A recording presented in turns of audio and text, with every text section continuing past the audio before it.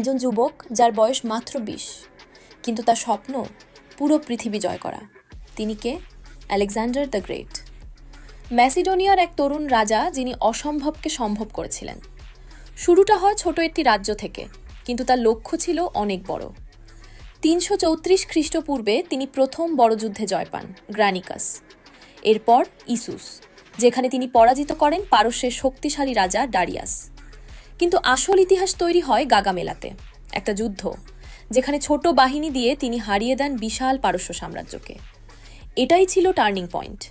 এরপর একের পর এক জয়, মিশর, পারস্য, মধ্য এশিয়া, সব জায়গায় আলেকজান্ডারের পতাকা। কিন্তু প্রশ্ন হলো, তিনি এত শক্তিশালী ছিলেন কেন? প্রথমত তার নেতৃত্ব। ফ্যালেন্স ফরমেশন প্লাস ক্যাভালরি অ্যাট্যাক, একটা মারাত্মক কম্বিনেশন। তৃতীয়ত তার সাহস, তিনি কখনো পিছিয়ে যাননি। কিন্তু একটা সত্য সবসময় একই থাকে, যত দ্রুত জয় তত দ্রুত পতন। ৩২ বছর বয়সে আলেকজান্ডার মারা যান, আর তার বিশাল সাম্রাজ্য ভাগ হয়ে যায়।